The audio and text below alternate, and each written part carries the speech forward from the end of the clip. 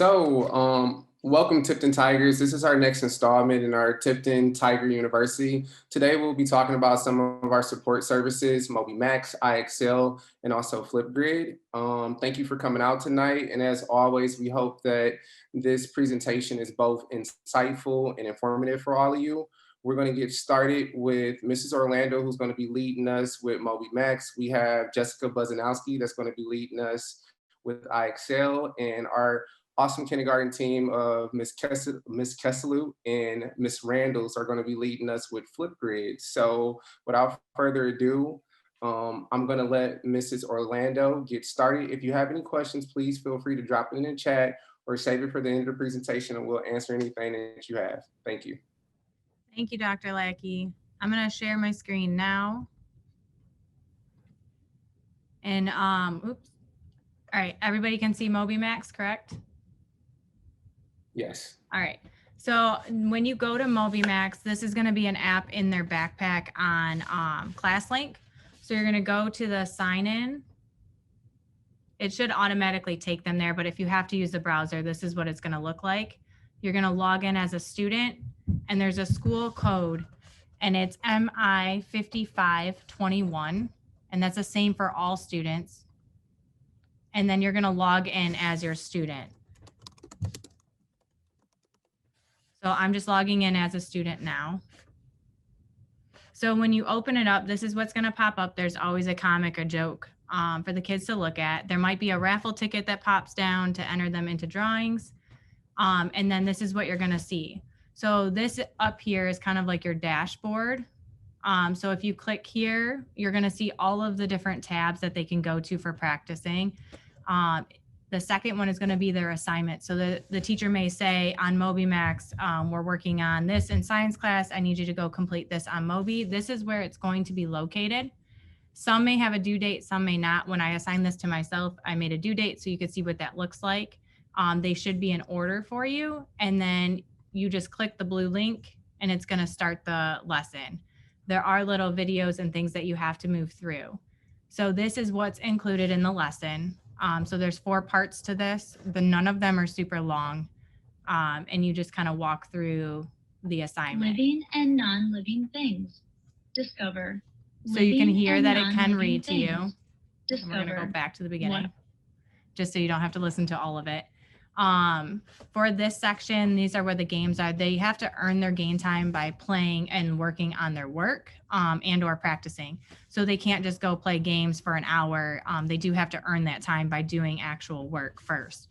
They're all educational games. They can earn time. They can earn prizes. They can customize their screen. You'll see if your kid's on there regularly, they've probably already done that part. One of the things the teachers use it for is for assessing. So you can see that there's a reading level assessment. If your teacher assigns that to you, that's where it's taken. So anytime they go to that, they're actually taking a reading assessment. What happens with that is that when they go to do any kind of reading here, so you'll see all the reading standards here, and it is based on the grade level that they're at. But once they take that reading level assessment, if they're a little below average, a little above, they're going to start right where they tested if they just go to practice. So say you're like, I want you to go on Mobi, you're going to practice reading and answer some questions for, let's say, 15 minutes. They're going to click on here and it's going to take them exactly where they need to be. For math, the teacher has to assign the math placement test. And so if they're, let's say, in 3rd grade, because that's what I marked myself as on here, it's going to say it's going to go up until I start missing questions, but it will start at kindergarten level. So you'll see that it's super easy for a while if they're in 3rd grade. And then as it progresses, once they start missing questions, it will stop them. And then when they go back to practice math, they'll go in and they'll start wherever they stop. So like if they were at a 2nd grade level, they're going to start right where they missed, which is the nice thing. So it practices at their level and helps them grow. Now, if there's an assignment, it will be on their grade level. Unless the teacher felt like maybe they needed something a little bit more challenging, they can go to another grade level and assign any standard from K-8. So that's another nice thing. So they can differentiate for the kids. These ones are more for the younger kids. So if you have a student in preschool through, let's say, probably 2nd grade, these are better for them down here. They'll read the word and they can select the word that it's reading to them. Alphabet identification, letter identification. And that's pretty much the bulk of it. I think that's pretty much it. If anybody thinks I missed anything, shout out.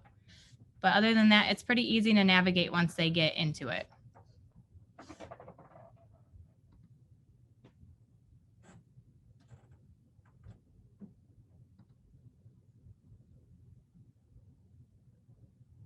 Miss Buzz, You are you're muted, Miss Buzz.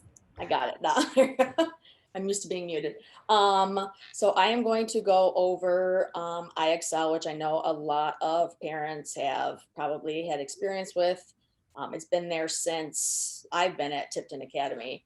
So in order to show you how it works, I'm going to share my IXL screen with you.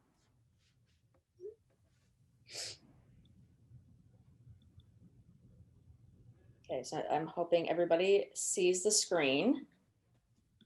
Okay, so for IXL, when people are actually going to the website, you have to go to the Tipton Academy one at the top, and most students automatically already know if they're familiar with it. Now, username is typically the first initial, the first name, and then the full last name. So I created my own so that I could be able to show you on the student side. And then I just created mine as that, and it's at Tipton Academy. You don't have to put that in the username. It's already there for you, and there's no space. So a lot of the generic usernames are pretty easy that are made for them, like Tipton or password 123 or something for them to be able to remember. Of course, if they've already gone to ClassLink, it's already saved for them. So when they go in here, there is, I'm going to save that. Right away for learning, there's going to be recommendations based on the grade level. So I chose for myself 4th grade. So it kind of shows what are the different types of things that a student may be working on in a certain grade level. So there's also this where I'll scroll down to the bottom because it might be easier to find, where your child can actually go down, if I can get there, to go to a diagnostic to see what they know and what they can actually array to learn. So I already stepped into the math arena. And then now I'm going to jump into what should pop up as the ELA diagnostic. So what happens is they give you different questions, and then they'll tell you which one, like how they're going to answer it. So with this one, it's informational text, and it says which sentence best combines the main idea of both texts. So of course, I think I was kind of looking through this. So it says not quite. So we're going to work on that later.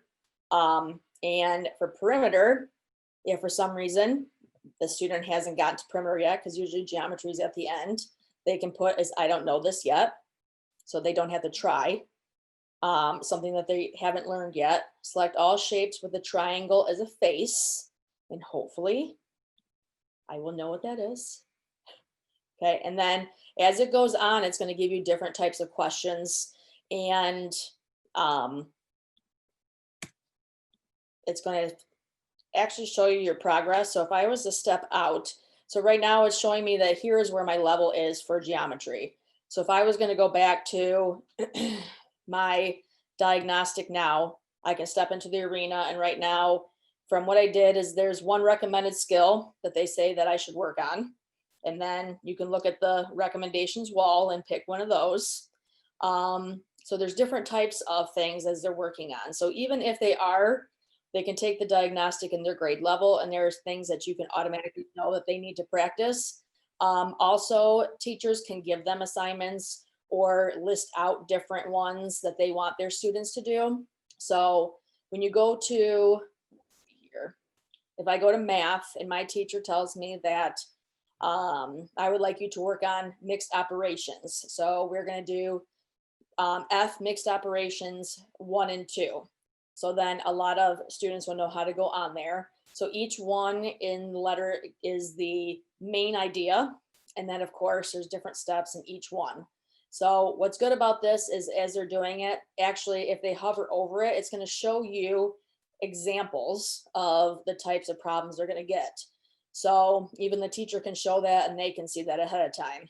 So again, if I go over here, you hover, it's going to give you 4 different examples. So if if the student is having a difficult issue, you can go and kind of hover over and see. They can do any of these for practice, even if it's not assigned to them. And so if you know that they're doing multiplication or decimals and it's not assigned to them as an actual assignment from their teacher, you can go here and then you can see what they can actually practice on IXL.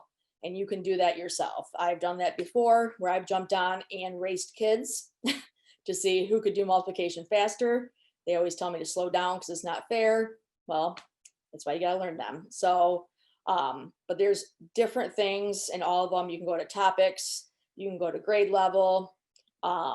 If there's a skill plan set up for right now, like this is our Common Core standards, you go into 4th grade, it's actually going to tell you the different things that your child's going to be doing in that grade level and where they are. And then these can actually tell you what types of assignments or activities or lessons they can do. And while they're doing this, the teacher can see real time. They can see how much time, they can see what they've mastered. So it's very easy for them to see that and to see also where they can get extra support with. And then there's the award section for students. Some of them are really excited about, they go through here and they start with this, and there's different language arts awards, and some of them will do all how to achieve different things. And some grades like that and do that better than others, but it's something also to get them to want to do it and have them see how smart they are and what they've mastered. But that is pretty much the IXL program. I was going to show one thing, Miss Buzz, with the how to look for what the teacher assigned. So if you unshare, I can share mine again. Yeah.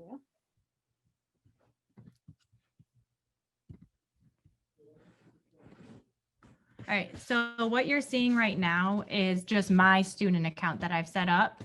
So I'm a student in my own class. And so this part right here, so if your teacher says, I assign this on IXL, this is what you're gonna look at. So it says 6 skills suggested by your teacher, and you'll click on that and it'll tell you exactly what they are. So like I said I was in 3rd grade. So a bunch of these are all 3rd grade things. Also, one other thing, like if you notice your kid is excelling at that standard or struggling with that standard, if it's 3rd grade and it's multiplication, you could go to 2nd grade and do like the repeated addition and get them practicing more with pictures first to help build that, and then go back to the 3rd grade. So I just want to kind of throw that out there. If they're doing really well, then go ahead and take it up a notch too. And that was it.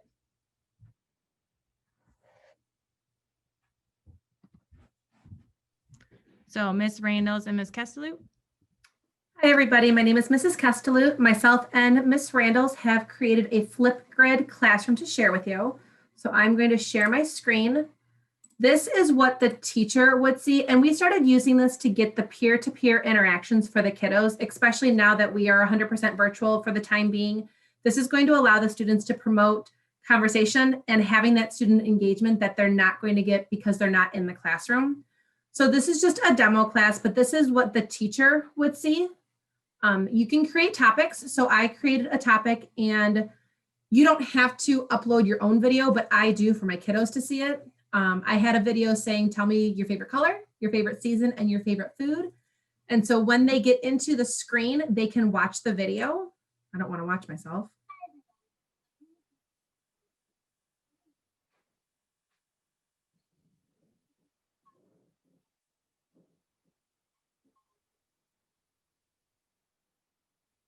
And so when I recorded the video, it's more of my demonstration of what the assignment is. I've used FlipGrid in the classroom for multiple things so far this year.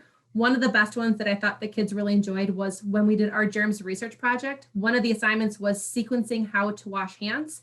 And so besides sequencing with a cut and paste, they actually had to create a video showing themselves washing their hands for 20 seconds. So their parents had to help them, but it was more of that engagement that we wouldn't have been able to see with them being virtual. So once I post the assignment, all the kiddos can see, and on my end, you can see that there are already 2 responses, but I'm going to stop sharing so that Miss Randalls gets a chance to show you her beautiful little girl and her older daughter. So I created an account as a student. And so as a student, this is what you're going to see when you log into your student account. So I log into my student account and I can play Mrs. Castellute's video, and she's going to give me the directions of what I need to do. And so then I also created a response to her video.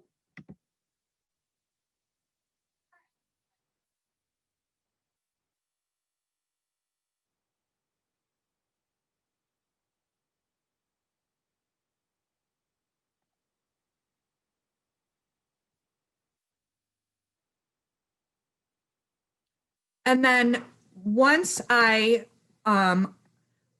shared my video, then Mrs. Kesslute saw it, and then she can respond to me with either a text or a video comment. So she commented, and so she responded to my video.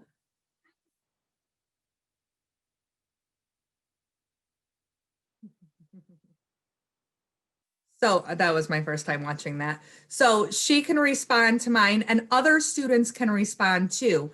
So this is my youngest daughter. I recorded her as a student.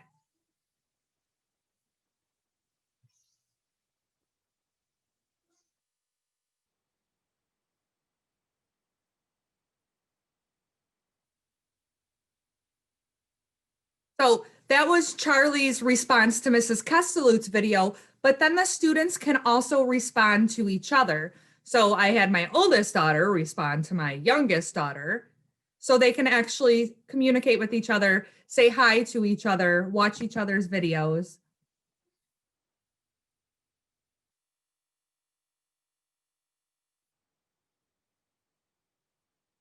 So when they are doing this, they have a way that they can kind of communicate with each other. They can't obviously talk back and forth, but they can record videos back and forth, which, you know, kind of allows them to encourage each other or talk about things that are the same.